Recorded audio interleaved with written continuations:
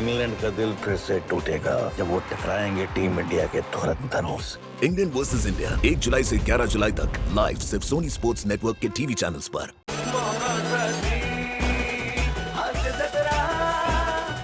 नमस्कार मंडळी, जगण्याच्या शर्यतीमध्ये हास्याची मॅरेथॉन घेऊन पुन्हा एकदा आली आहे तुमच्या टेन्शनवरची मात्रा, महाराष्ट्राची हास्य जत्रा। पुन्हा 4 वार हास्याचा संभार।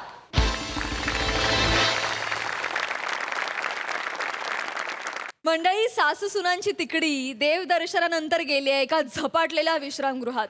बघूया तिथे काय धमाल घडते ते।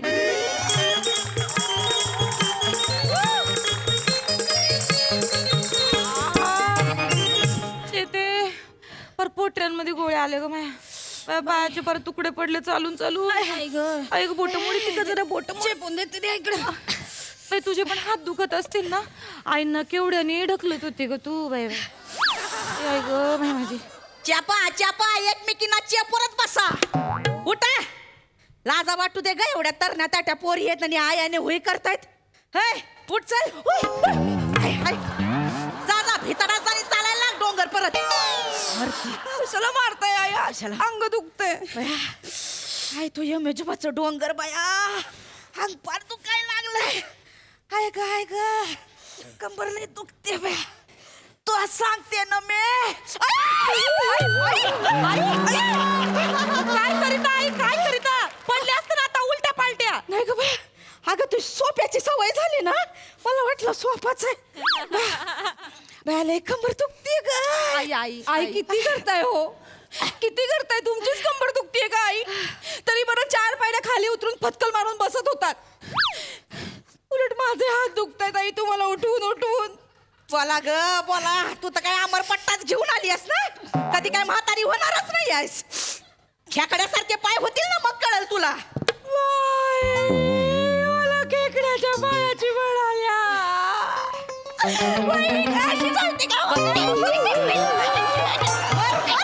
कुठं जाऊन तुझ्या नांग्याला अशा कडकन मोडल्या पाहिजे। नाही मला तुम्ही इथं काय पसरतेस तू? आणि खाली झोप जा, मला झोपू दे इथं। उठ। अहो आई, मी काय म्हणते आई, तुमच्या शरीराला आहे ना तिथं सोफ्यावर अंग टाकायची अशी सवय झाली ना, काय खाटेचा जीव घेता? नाही म्हणजे खाली झोपा, आम्ही दोघी मिळून झोपतो ना खाट। मला नाही खाली झोपाय होणार, तुम्ही झोपा खाली, जा उठ पटकन। ठीक आहे आई, तुम्ही वरच झोपा। बया तुम्ही खाली झोपले आणि तुम्हाला उठायचं म्हणलं तर पारी एक अख्खा राऊंड मारायला लागन। ते नाही का रसवंती गृहात तो बैल असतोय असा असा गोल गोल गोल गोल गोल। नमे उगा लय करू नकोस, आधीच सांगते। काय दादाडी चकती ग? मला दे अंगाव टाक, काहीतरी अंगाव टाक। फॅन टाकू काही?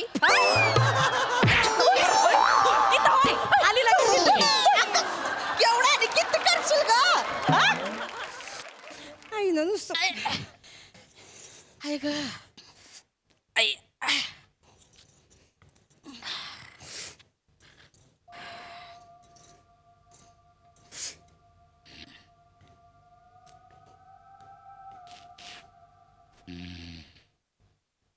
चेते, तो खालचा काउंटरवाला दादा काय सांगत होता माहितीये का?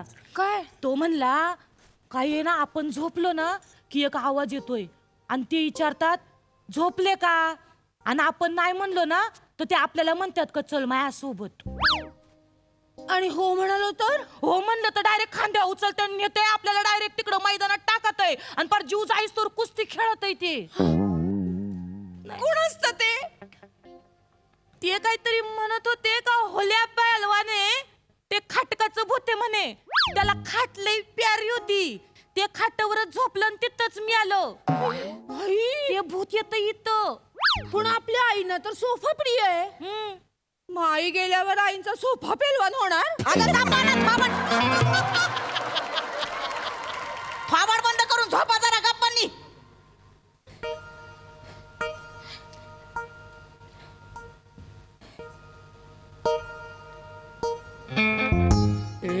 म्हातारे झोपलीस का गो?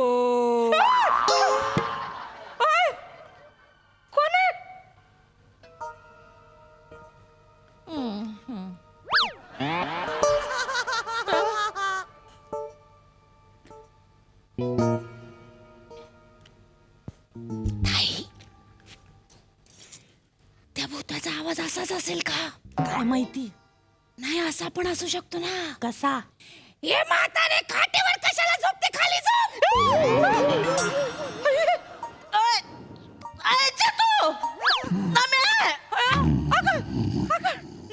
तू कुणाच तरी आवाज आलाय. काय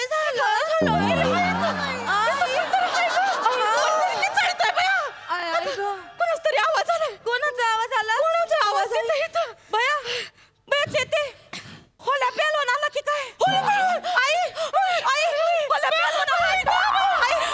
आई तुम्ही एक काम करता का? तुम्ही खाली झोपा, आम्ही दोघी वर झोपतो. तुम्ही खाली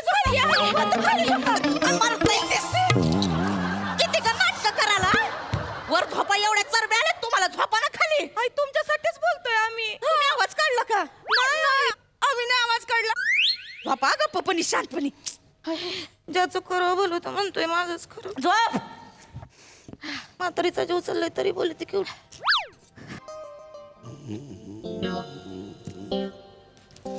सातर घेत सातर.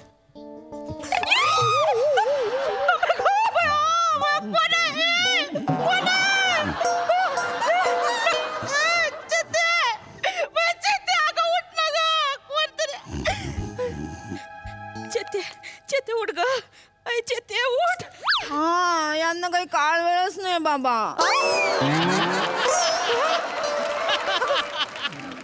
नवऱ्याचं स्वप्न बघते का काय?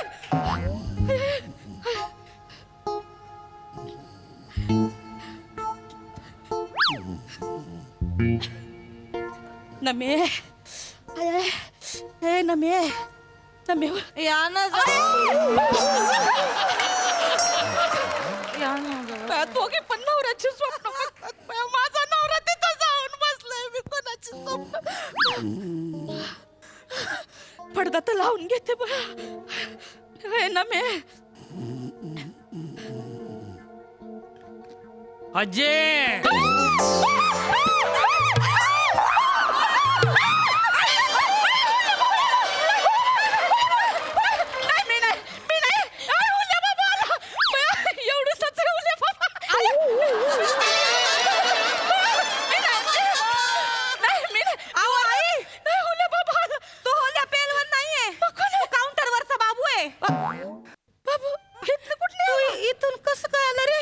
पाणी द्यायला आलोय. पाणी घेणार काय? पाणी खिडकीतली द्यायला सोय. हा ते वॉचमॅनने खाली गेट लॉक केलाय ना म्हणून. म्हणजे असं म्हणतात की होल्याभूत खाटावर झोपलेल्या माणसाला उचलून घेऊन जातो. हा हो म्हणून तर खाली गेट लॉक केलाय ना. पण आता मग तू थांबतोस कर. नाही नाही हा तुम्ही थांबा ना. नाही नाही मला 7व्या माळ्यावर जायचं पाणी द्यायला. हा 2रा माळा तशी. मी येतो चला राहू दे. तू खरंच गेला का खिडकीत? हे ना मे अगं मला लय भीती वाटते ग. आता आमचे हे असते ना त्यांच्या खुशीत गेले असते. कप्तानाच घेतला असतं मला मिठीत त्यांनी. मला लय आठवण येते. फोन कर ना त्यांना. मामाजीने फोन लाव. फोन घ्या. फोन ताई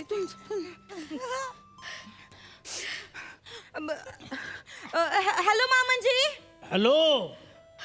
हा बेटा काय ग एवढ्या रात्री फोन केला? मामाजी काय नाही, आम्ही ते मेजोबाच्या दर्शनाला गेलतो ना. हा लय भारी केलं बाई. हा ते झालंच. हा. ते पाय दुखायला लागले ना आमचे.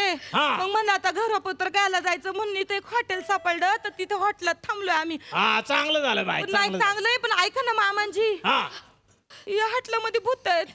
काय? आई घाबरल्यात भूत आहेत. अरे काय बावळट पोरी आहे का तुम्ही? अरे भूतबीत काय आजचं का ते? हा कुठं आहे माझं गठुड? हा दे बरं वनीला दे. पहिल्यांदा वाणी म्हणाले. अगं बावळट पोरी हा द्या ना वनीला. हॅलो हॅलो धनी. हॅलो धनी मला लय भीती वाटते हो इथं. मला तुमच्या खुशीत यायचं हो. हॅलो ठेव फोन. धनी फोन ठेव. धनी एक भूत आहे. अरे ठेव फोन.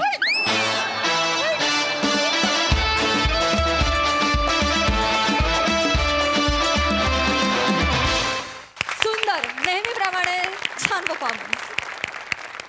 बघू हास्यरसिक काय म्हणतात. सई. भारी. मला असं वाटलं की मी लगेच कनेक्ट झाले, कारण तुम्ही जिथे आधी गोष्ट सोडली होती तिथूनच सुरू केली आणि त्याच्यामुळे आमचा कनेक्ट एकदम इमिडिएटली वाढला. चेतू, मला असं वाटतं या मंचावर साडी नेसून स्टंट करणारी तू एकमेव आहेस आणि नेहमीच तुझे स्टंट्स बघण्यासारखे असतात. आज पण होते. वने, आज मामनजी 2 शब्द चांगलं बोलले, मला हायसं वाटलं. प्रेक्षक म्हणून मी सुखावली आज. खरं तर मजा आली. मी खूप एन्जॉय केलं. मस्त. Thank you guys, keep it up.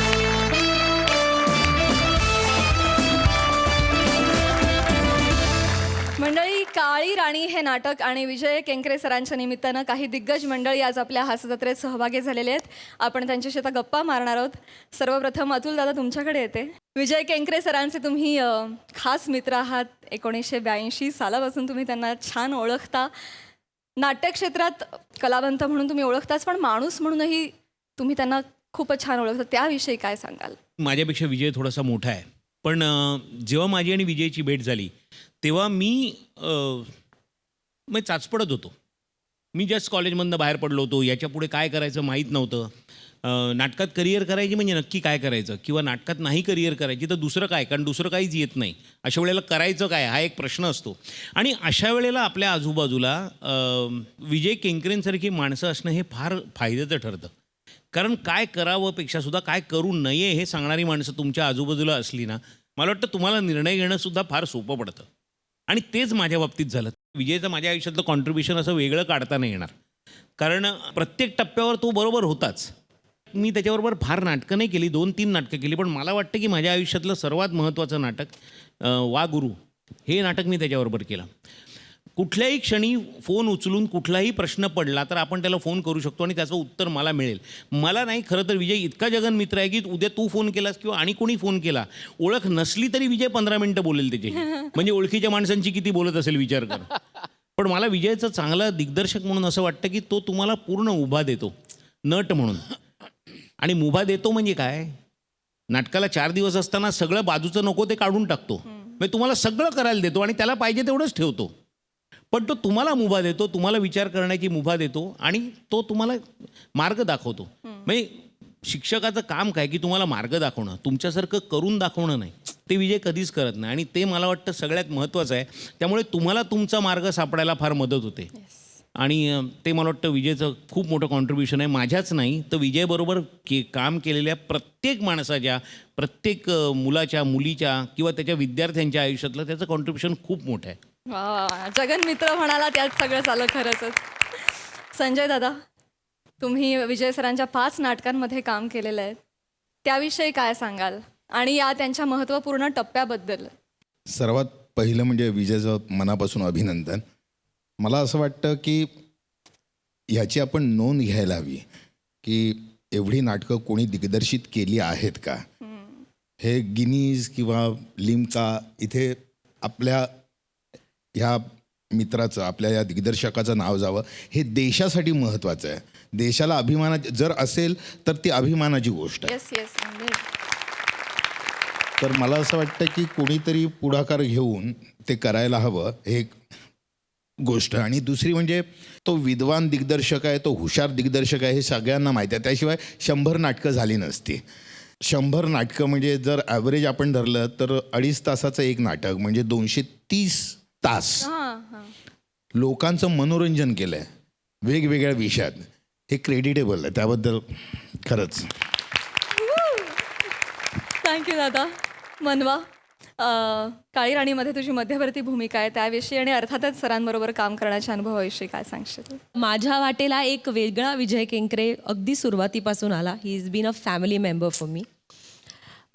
विजयदादाचं पहिलं नाटक ओथेलो तेव्हा मी अगदीच लहान होते, पण त्याच्या रिहर्सल्स मी अटेंड केल्या होत्या माझ्या आईवडिलांबरोबर. आणि तिथून it took me 99 plays to get cast in his play. आणि काळी राणी हे नाटक करताना त्यांनी मला करशील का नाटकात, हो एवढाच प्रोसेस झाला. त्यामुळे स्क्रिप्ट काय आहे, रोल काय वगैरे विचारलंच नव्हतं. इंटरेस्टिंगली काळी राणी हे नाटक 80च्या दशकातल्या फिल्मी जगाबद्दल आहे. त्यामुळे त्याच्यामध्ये producer, writer, actors, junior artist वगैरे ही सगळी मंडळी तुम्हाला स्टेजवरती बघायला मिळतात. So it's a film on stage. तर तो एक वेगळ्या प्रकारचा प्रयत्न विजयदादाने केला आणि तो सक्सेसफुली केला, कारण ऑडियन्स बघितल्यावर म्हणतायत की हा पिक्चर देखा ऐसे लगता है. सो त्या नाटकामध्ये गाणी आहेत, डान्स आहेत, त्याच्यामध्ये एक थ्रिलर इफेक्ट आहे, एक लव्ह स्टोरी आहे. तर तो ॲक्शन पॅक्ड असं ते नाटक आहे आणि कदाचित म्हणूनच ते त्याचं 100वे इम्पॉर्टंट नाटक ठरलेलं आहे, रत्नाकर मतकरी लिखित. विजयदादा माझ्यासाठी एक आयुष्यभर फॅमिली मेंबर होता, पण या नाटकाच्या निमित्ताने मला तो गुरु म्हणून भेटला आणि I think I am privileged की एक फॅमिली मेंबर टू एक गुरु असा विजयदादा माझ्याकडे आहे. ये बात, क्या बात है मनवा, वेल सेड. शर्वरीताई, तू देखील कारण खूप नाटकांमध्ये काम केलेलं आहेस त्यांच्या, काय सांगशील? माझं कर्तृत्व इतकंच आहे की मी त्यांच्याबरोबर 7 नाटकं केलीत आणि ती सलग केलीत, ह्याच्या पलीकडे काही नाही. विजय काका हे किती थोर कलावंत आहेत हे आपल्या सगळ्यांना माहिती आहे, फक्त त्यांना माहिती नाही आहे अनफॉर्च्युनेटली. आणि which is a good thing. मला असं वाटतं की ते एक उत्तम कलाकार आहेतच, पण त्याचसोबत एक खूप he is a very humble person. Down to earth ही टर्म मला वाटतं खूप छोटी आहे त्यांच्यासाठी, आपल्याला एक वेगळी टर्म निर्माण करावी लागेल. आणि ॲज आय सेड 7 नाटकं केलेली आहेत त्यांच्यासोबत, त्यामुळे आणि माझ्यासाठी ते सारखे आहेत माझ्यासाठी. He is my guiding angel. त्यामुळे मला तेवढा हक्क आहे की मी त्यांना जाऊन सांगू शकते की काका आमच्या सिरियलमधले 2 पोरं आहेत, त्यांना जरा पाठवू का? हो हो पाठव की बिंदास. असं करत करत मी खूप कलाकारांना त्यांच्याकडे पाठवलेलं आहे. आणि काही दिवसांनी मला फोन येतो की शर्वरीताई मी पुढच्या नाटकात काम करते हा विजय काकांच्या. So it is so good. असं नाही आहे की फक्त येतात, भेट होते आणि बघू पुढचं पुढे, तसं नाही आहे. He generates work and he sees to it की त्यांना काम मिळतंय आणि they are satisfied. So it is a very big thing. Thank you काका, थँक्यू सो मच सगळ्यांच्या वतीने. विजयदादा, तुमच्याकडे येते. 100 नाटकं दिग्दर्शित केली तुम्ही, ही फार मोठी बाब आहे. एकदा जोरदार टाळ्या पुन्हा एकदा. आम्हा सगळ्यांसाठी ती अत्यंत प्रेरणादायी आहे. आणि जसं शर्वरीताई म्हणाली की तुम्ही भारी आहात, फक्त तुम्हाला ते माहिती नाही, अशा विनम्रतेने तुम्ही इथे बसलेले आहात. सो सर, तुमच्या मनात आता काय भावना आहेत? मी आत्ता अगदी खरं सांगायचं तर नॅशनल स्कूल ऑफ ड्रामाच्या अकॅडमिक काउन्सिलवरती मला त्यांनी बोलवलं, तेव्हा मी लिहून काढलं की मी किती नाटकं केली आहेत.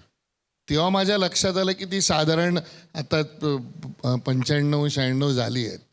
मग तर असं ते, त्यामुळे मला अगदी खरं सांगायचं तर केली 100 नाटकं. आणि माझ्या मते या प्रवासात ना तुम्हाला काही माणसं भेटतात आणि ती भेटणारी माणसं तुमच्यावर काहीतरी परिणाम करतात.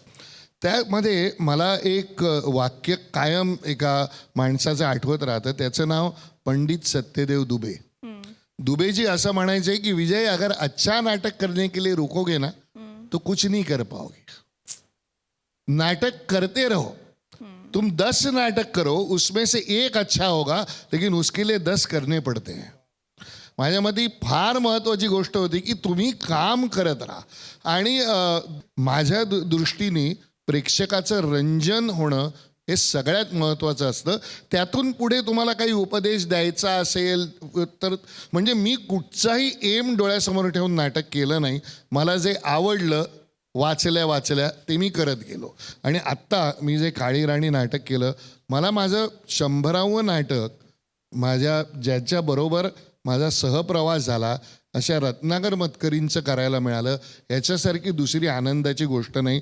हे मतकरींचं मी दिग्दर्शित केलेलं 10वं नाटक आहे. आणि फॅन्टॅस्टिक नावाची रत्नाकर मतकरींची कथा आहे, त्याच्यावरती त्यांनी ते बेतलेलं नाटक आहे. त्याच्यासाठी प्रिया पाटील आणि म्हणजे ज्या आमच्या निर्मात्या आहेत, ते 3 स्त्रिया निर्मात्या आहेत, स्त्री शक्ती त्याच्यामध्ये खूप मोठ्या, तर त्यांची खूप मदत झाली. आणि त्याचे सगळे तंत्रज्ञ म्हणजे प्रदीप मुळे, ज्याच्याबरोबर मी खूप नाटकं केली. शीतल तळपदेची प्रकाश योजना, शीतलबरोबर मी 50च्या वर नाटकं केली. अजित परब त्याच्याबरोबर. त्यानंतर मी काही माणसं म्हणजे राजन भिसेबरोबर तो नेपथ्यकार असताना खूप नाटकं केली. संजय मोने, दिलीप प्रभावळकर, विक्रम गोखले, डॉक्टर श्रीराम लागू, भक्ती बर्वे इनामदार. मी फार त्या बाबतीत सुदैवी आहे. वंदना गुप्ते, म्हणजे मी अगदी यादी काढू शकतो की अशा लोकांबरोबर किंवा त्यांनी माझ्याबरोबर काम करायला हो म्हटलं. आणि या माझ्या सगळ्या प्रवासात मला माझी बायको मंगल किंकरे जी माझ्या नाटकाची वेशभूषा करते रेग्युलरली, तिची साथ लाभली.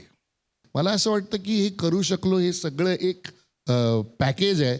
आणि आता मी काही थांबणार नाही, मी करतच राहणार. धन्यवाद. धन्यवाद. आणि आता 100 नाटकं दिग्दर्शित केलेले ज्येष्ठ नाट्य दिग्दर्शक विजय केंकरे सरांना मी मंचावर बोलावते.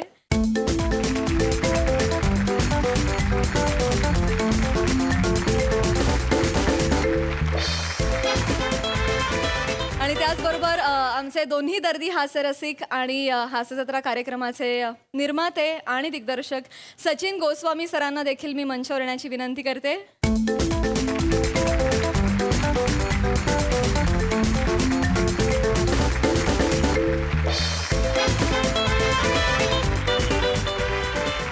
आज विजय सर इथे आलेले आहेत, तर सरांना मी त्यांच्याविषयी 2 शब्द बोलण्याची विनंती करते.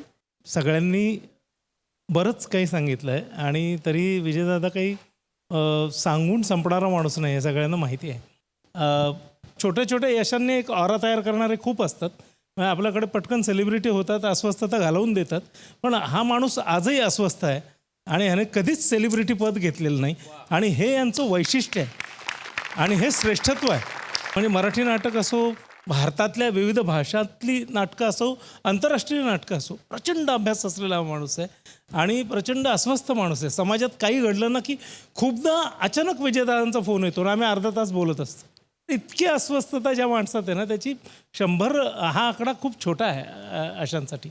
अजून खूप होणार आहे मला माहिती. आणि खरं म्हणजे ना असं म्हणतात की लिजंडच्या घरात नंतरची जी पिढी आहे ती सगळी ते वटवृक्षाखाली ती रोपटी फार काही वाढत नाहीत. पण काही अपवाद असतात.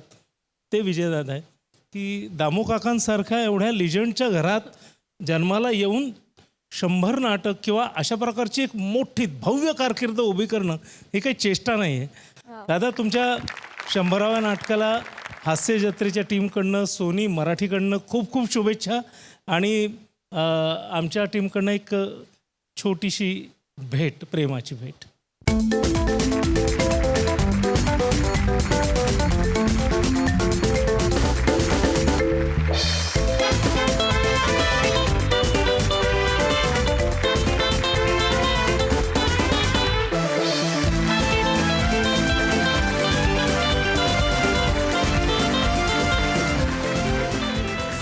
सर, तुम्ही इथे आलात आणि आमच्या विनंतीला सगळ्यांचा मान दिलात. वेळात वेळ काढून तुम्ही सगळे दिग्गज इथे आलात, त्याबद्दल मनापासून धन्यवाद.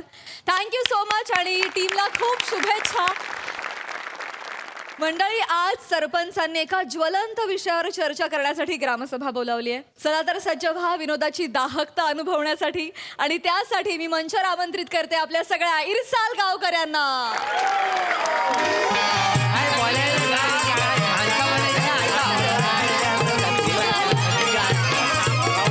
अरे मी काय म्हणतो,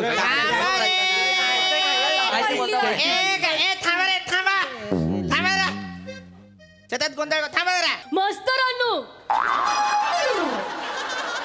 काय तर लवकर आटपा, माका तालुक्याच्या गावात जाऊचा. हा अगं ए रजा मुराद, काय आहे तुझं मध्येच? प्रत्येक वेळी या बाईंना घाई असते, त्यांच्या बारक्याला ताप असतो म्हणून. आता तुझी कसली घाई आहे? हे बघा, माका जाऊचा कारण मी गाण्याचो क्लास लावलोय. तुम्ही ती आठवण केली, आता खरंच बारकी तापिलो माझ्या घरी जाऊचा. एक थांबा जरा, 1 मिनिट थांबा सगळे. कुणीही कुठे जायचं नाहीये. अत्यंत तातडीने आपण ही ग्रामसभा बोलावलेली आहे. का तातडीने बैठक बोलायचं कारण तरी काय? ते सांगा ना. तुम्ही आपल्या गावच्या इब्रतीला काळीमा फासला जाईल अशी घटना काल घडलेली आहे. भाई म्हणजे काय? सरपंचाची बायको पळाली की काय? नाही रे, मारी ना परत बोलत. त्याच म्हटलं ती ढीक पलवणारा भेटला पाहिजे. नाही ए चिकू, पिकवेन मी. नको. अत्यंत महत्वाची गोष्ट सांगणार आहे मी आत्ता. तर आपले हे जे माननीय सरपंच आहेत. थांबा रे थांबा. ते बघा, आधी ते बघा. ऐका पूर्ण. थँक्यू. तुमचं काय आहे थांबा ना सरपंच. आपले हे जे माननीय सरपंच आहेत, काल वांगणकराकडे जे भजन होतं ते संपवून घरी येत असताना मोठ्या पिंपळाखाली कुणीतरी त्यांच्या अंगावर गोधडी टाकून त्यांना टपलवलेलं आहे. काय बोलाल टपलवलं असं बोलाल. म्हणजे टपलवलं हा शब्द जरा जास्त होते असा नाही वाटत आहे मास्तर. मास्तरानू फुकटवलान बोला, नाही तर मग वलटवलान बोला, नाही तर झोमटवलान बोला. मी काय बोलतोय खवडवल्यानी बोला ना. त्याच्यापेक्षा त्यानं काय वाईट थांबा जरा, नका दोन शब्दांचे व्हेरिएशन. थांबा, माफ करा मला. तर आता ही जी आपली मीटिंग आहे ती या संदर्भात आहे की बाबा ज्याने कुणी हे घृणास्पद लांछनास्पद निषिद्ध असं काम केलेलं आहे त्याने या भ्याड हल्ल्याची जबाबदारी घ्या. हा म्हणजे त्याने कोणी केलेला आहे. त्याने कोणी केलाय तुम्ही नक्कलच पाहिजे. सरपंच मी तेच म्हणालो मी. थांबा, आता कळलं पाहिजे. सरपंच लगेच कळलं पाहिजे. अरे हो थांबा, तेच सभ्य भाषेत सांगतोय की नाही मी सरपंच. आपल्या तुमच्यात आणि माझ्यात काही फरक आहे की नाही? हाय फरक. तुम्हाला नाही टपलवलं आणि मला टपलवलेलं. थांबा मी सांग. मला कळलं पाहिजे ज्याने कुणी हे जे केलेलं आहे काम. मी पोलीस स्टेशन मध्ये जाणार आहे आणि तुमच्या माग सगळ्यांच्या माग पोलिसांना सांगून काश्मीरा लावणार आहे. सरपंच तुम्हीच मला सांगा का नाही टपलवायचं तुम्हाला? मास्तर काय ससेमिरा शब्द आहे की नाही? पोलिसांचा ससेमिरा, पोलिसांचा काश्मीरा कसा लावाल मागे? मी बोलतोय ना. थांबा ना. ए बाबांनो ऐका, ज्याने कुणी हे दुष्कर्म केलेलं आहे त्याने कृपया ती जबाबदारी घ्या. आपण हे प्रकरण इथेच मिटवू, अन्यथा हे पोलिसात जातील. हा, मोरे जबाबदारी घेतात.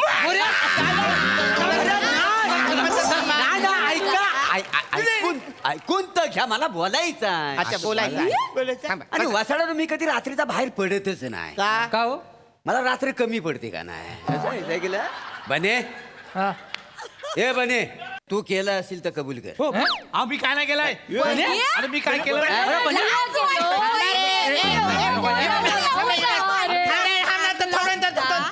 मास्तर? मी काय केलं? हो, माझ्या काय येते तुम्ही? तुझ्यावर येतो म्हणजे मांग एकदा आपल्या गावामध्ये गोबर गॅसची स्कीम आली तेव्हा ह्या बन्यान ह्या सरपंचांच्या पायात पाय अडकवून पाडला ना त्यांना. म्हणाला टाकीत टाका, टाकीत कचरा आहे तू, असा तू बोललास नाही? मी कधी बने?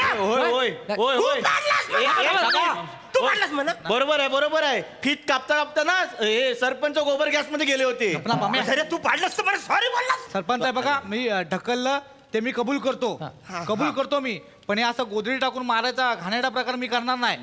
मारायचं असेल तर समोरून थोबडवीन. ऐका, पुढचा ऐका, मी सांगतो ते काय ते. पुढचा ऐका. हा बरोबर. मला असं वाटतं या सगळ्यात ना हे मोरे आहेत. सगळ्या कबड्डीच्या सर्व्हिस आजच टाकाल. थांबा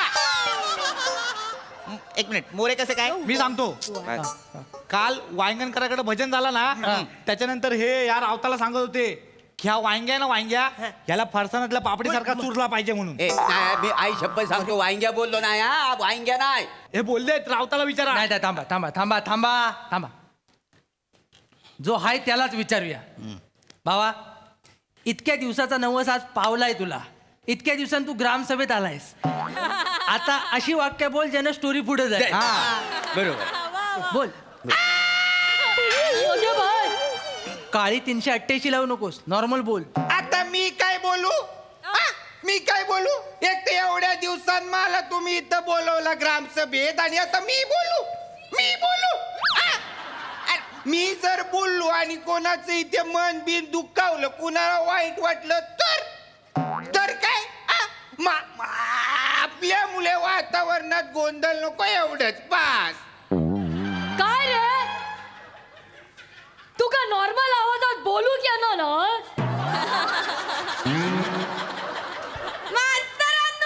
अरे देवा, कोणात बोलतो बघा तरी. हे सांगताना लाज वाटू नये तुम्हाला? लावा सुरांची कुस्ती लावा, इथे जुगलबंदी करा. काय चाललंय तुमचं? थांबा ना. मी बोलत नव्हतो. थांबा रे. मी बोलत. थांब रे बाबा. मास्तर म्हणून मी बोलत नव्हतो. मूळ मुद्दा काय आहे मला काय माहिती? थांब. तू नको पाठव. ऐकून घे ना ऐकून घे सांग. मास्तरांनो थांबा. काय? रावताचं आणि माझं जुलतं मी विचारतो त्याला. बरं, विचार. एक मिनिट थांबा. ए भावा. अरे देवा. ए भावा राऊत, मला सांग, काल मोरे या सरपंचांची पापडी चुरली पाहिजे असं काय बोलले आहेत काय? पम्या फरसाणातली पापडी सरपंचाची पापडी का चुरतील ते? हे बघ. चुकीचं. असं काय बोलतात तीव्रता म्हणून आपण. अरे हो कर वसाड्या आजी समजा अरे विषय काय आहे त्याच्यावर या ना रे बाबा. काय बोलता तुम्ही नाही म्हणजे काल काय झालं, आजच्या भजनाला मी 5ला उठलो आणि मग गोटा धुतला आणि मग 6ला मी आंघोळी केली आणि 7च्या बातम्या बघत म्हटलं वाईट जरा चाय खाऊ लाडू पिऊ. आयसिक म्हटलं चाय टाक. आयसीन केलेला चाय टाकला. आपण थांबायला हवं. चला चला चला. ए, अरे त्याला काय वचर मुद्दा काय मुद्दा ज्याने कुणी केले सांगा. नाही नाही, मास्तरांनो थांबा थांबा मुद्दा थांबा. काय? मुद्द्यावर येऊया मुद्द्यावर येऊया. मास्तरांनो सरपंचांनो, बोल रे बाबा चिकू. पापलेटाला जसं मशालात उपडी तापडी करतात तसं ह्याना कुणीतरी पिंपळाच्या झाडाखाली उपडी तापडी केला नाही. बरोबर. मला विचाराल तर मला वाटतं ह्या काम ह्या रंगीबिरंगी भरलेल्या पिंपळात आहे. थांब.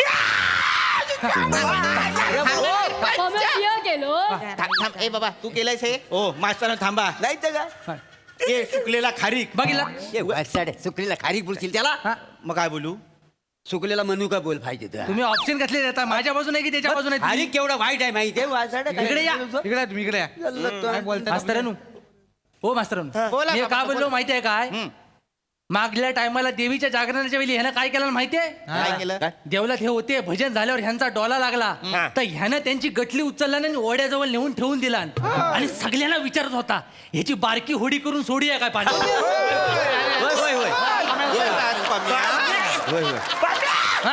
ती फालतुगिरी तू केलीच वाचाऱ्या. मला काय बोललात मला तू पटवलं की तुम्ही आहे ना झोपेत चालत चालत त्या ओढ्याजवळ आलेलात असं तू बोलत ना वाचाऱ्या. सरपंच तो पटवतो, त्याची कन्व्हिक्शन पॉवर लय मोठी आहे. त्यानं मानेच्या कोंबड्याला पण पटवला काल की तू अंडे देऊ शकतोस आणि त्या कोंबड्यानं प्रयत्न पण केला. सकाळी आरवायच्या टायमाला तो जोरात कुतला पण अंड नाही पडलं पण ता पडला खाली. मग आता माने त्याला घेऊन मनाच्या डॉक्टरकडे गेलाय. अरे वसाडून कोंबड्याच्या काय गोष्टी बघा इथं सांगतो. वसाडून जाणी कुणी काय केलंय ते मला आताच्या आता कळलं पाहिजे ना तर मी पोलिसात जाईन तुमची कंप्लेंट करीन ना तुमच्या माग कसा सासव लावीन. का नाही मारायला हवं यांना? मला सांगा. काय झालं? ससे मीरा या शब्दाचा फंबल जास्तीत जास्त ससा कासव असायला हवा. कसा सासव म्हणतोय हा माणूस? मास्तरांनो हे बघा आपण आधी इत्तमभूत माहिती घेऊया. मला सांगा सरपंच, काल तुमच्या सोबत कोण होतं भजनानंतर? हा राऊत होता. रावत तू गेलास? मी 5ला उठलो आजच्या भजनासाठी आणि मग गोटा धुतला 6ला आंघोळी केली. याचा गोटा धुवून द्या कोणीतरी एकदा. आल्यापासून गोटात धुतोय वासाड्या तू. ए बाबा ए थांबा रे थांबा. मला कळलेलं आहे राऊत तू नव्हतास. बस बाबा बस. ऐका सरपंच, मला सांगा तुम्ही जेव्हा त्या पिंपळाच्या झाडाजवळ येत होता जेव्हा तुम्हाला फटकावण्यात आलं तेव्हा तुम्हाला काही आवाज ऐकू आला का? हा म्हणा आवाज आला म्हणा. कसला? झुपक असा आवाज आला. झुपूक हा आवाज कसला आहे? म्हणजे असं गोदरी टाकलं आणि त्याचं असं झुपक माझ्या अंगावर गोदरी टाकलं पण त्याचा. गोधडीचा आवाज नव्हे. त्या ठिकाणी कुणी काही बोलत होतं का ज्याने तुम्हाला मारलं? तो माणूस काही बोलला का? हा बोला बोला बोला. मला असा आवाज ऐकू आला की ह्या बटल्याला लय मस्ती आले. घ्या टपा टपा टपा मला टपलेलं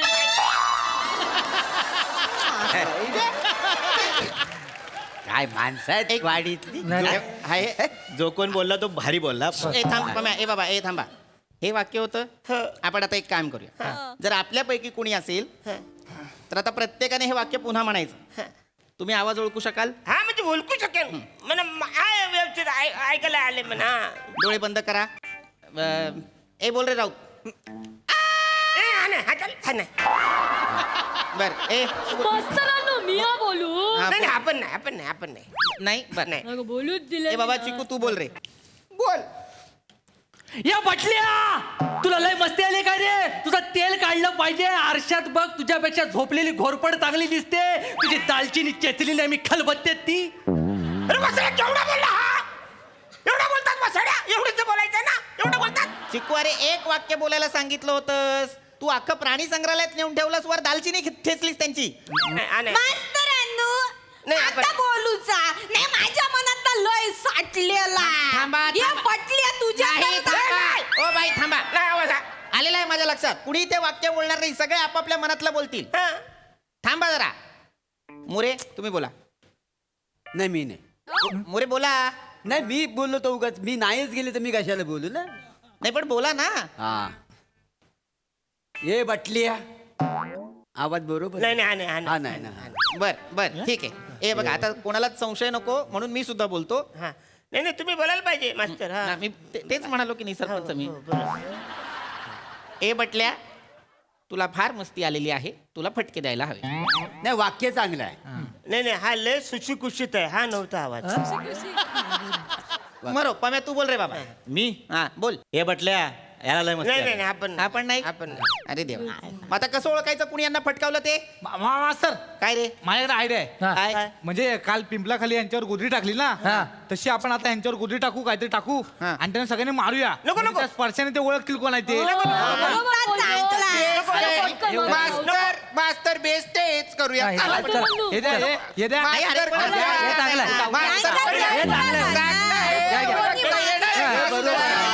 चला तयार व्हा नाहीतर तुम्हाला पोलिसांच्या ताब्यात देऊन सांगून ठेवतोय.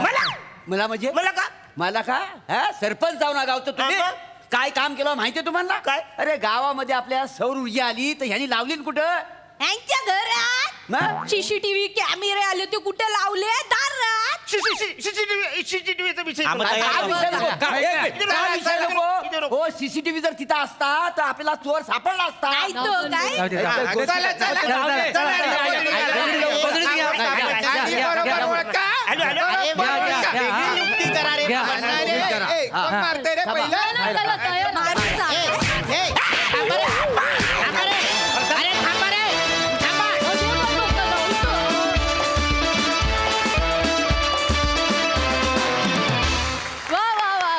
सुरांची कुस्ती पण झकास होती. प्रसादा. वा झकास. मागे एकदा पण ग्रामसभा झाली होती तेव्हा तू इथे बसला होतास. कारण इथे कसं या मंचावर ज्यांनी त्यांनी आपापली कॅरेक्टर्स आपापल्या जागा मिळवलेल्या आहेत, त्या होल्ड केलेल्या आहेत. सो ग्रामसभा तुझ्याशिवाय हे एखाद्या वेळेला आम्ही इमॅजिन करू शकतो, वारंवार नाही. इतकं तू तो सरपंच त्याच्यात तू घुसलायस अरुण.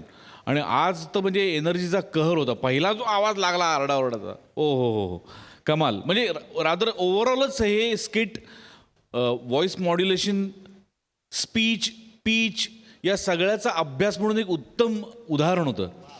ज्या पद्धतीने तुम्ही सगळेजण वेगवेगळ्या पट्टीला आवाज लावत होतात आणि त्याचा एक वेगळा स्पीड त्या भाषेनुसार. ओमकार कहर पीच होता तो. म्हणजे ज्या पीचला तू बोलायला सुरुवात केलीस, विलक्षण मजा आली. आज तुझ्या सहभागामुळे एक वेगळी फ्लेवर आली ग्रामसभेला आणि बाकी सगळ्यांचं पार्टिसिपेशन तेवढंच स्ट्रॉंग. फार मजा आली. वंडरफुल.